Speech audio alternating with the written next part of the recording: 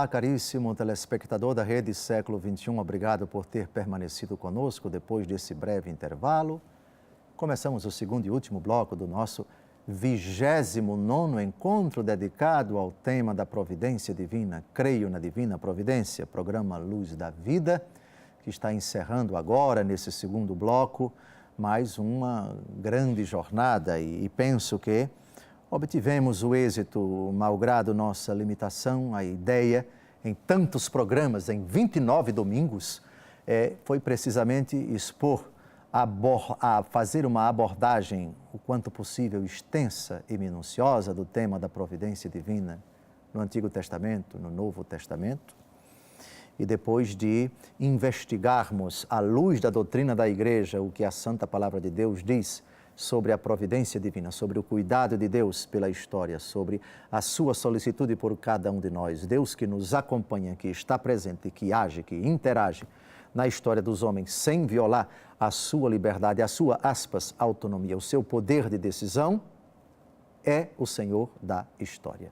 É o Rei do universo. Nada escapa do seu domínio, da sua providência, do seu cuidado, do seu poderio no sentido bíblico, isto é, o poder de criar, o poder de conservar, o poder de auxiliar, o poder de dispensar todos os meios necessários para a santificação dos homens, o auxílio devido, a proteção, o amparo a todos os homens, malgrado os grandes mistérios com os quais temos que conviver ao longo da vida. E escolhemos para nos ajudar a refletir sobre essa temática, o discurso de Papa Bento XVI no ano de 2006, quando ele, como bispo da Igreja Universal, pastor supremo da Igreja Universal, fez uma visita à Polônia e, a alguns quilômetros da capital, Varsóvia, foi ao campo de concentração de Auschwitz-Birkenau.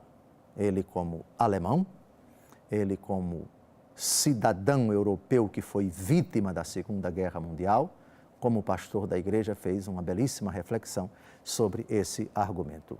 E comentamos nos dois programas anteriores e no primeiro bloco desse programa várias partes do discurso de Bento XVI, que está acessível no site do Vaticano, www.vatican.va. Clica-se no ícone de Bento XVI, vai-se às viagens apostólicas ano de 2006 fora da Itália, clica-se viagem apostólica à Polônia e o penúltimo discurso que ele fez no campo de concentração de Auschwitz-Birkenau, onde os nazistas mataram, eliminaram covardemente tantos e tantos judeus e pessoas de outras etnias, de outras raças, de outros povos e de outras nações, mas principalmente judeus. Estima-se que mais de 6 milhões de judeus foram eliminados nesse episódio sangrento chamado Segunda Guerra Mundial. Hoje nós vamos comentar apenas o último parágrafo que ainda resta desse importantíssimo discurso de Bento XVI, que bem se aplica à nossa reflexão sobre a providência divina e a experiência do mal. Vamos ao texto. A humanidade atravessou em Auschwitz-Birkenau um vale escuro. Por isso desejo precisamente, neste lugar, concluir com a oração de confiança com um salmo de Israel, que é ao mesmo tempo uma oração da cristandade.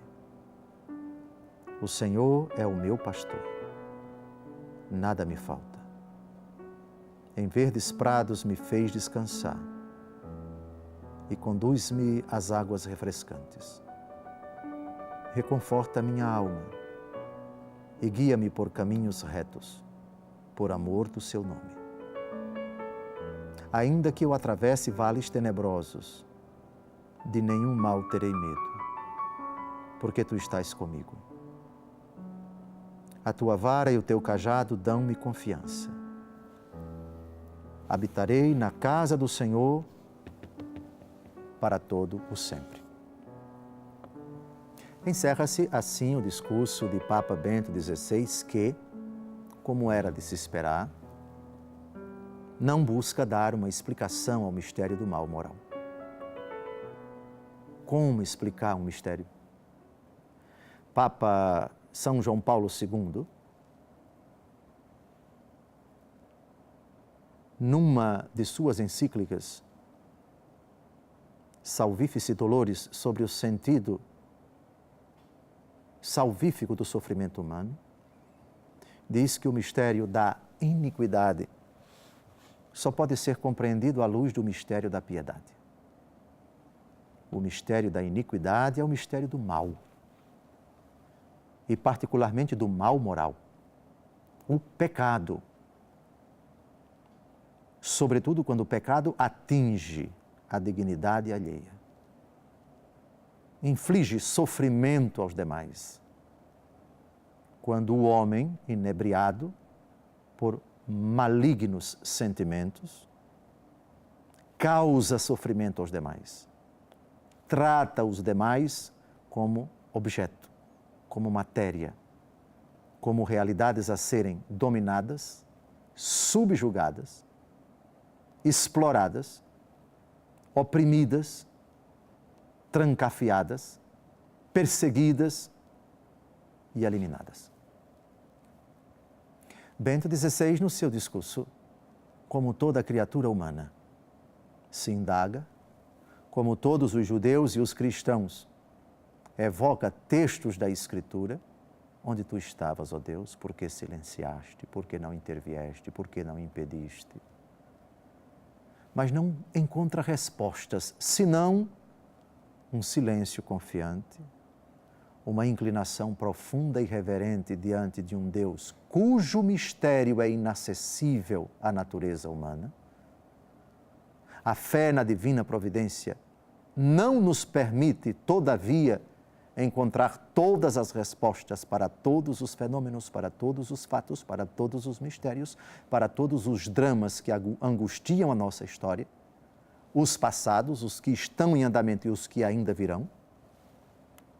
Por outro lado, se não compreendemos, ainda crendo, porque o Senhor não nos permite sondar, perscrutar todas as vertentes, todas as causas, todos os elementos que interagem na misteriosa, absolutamente misteriosa história humana, cremos, todavia.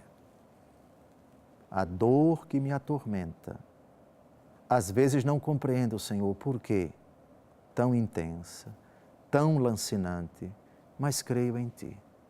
Tu és o meu pastor.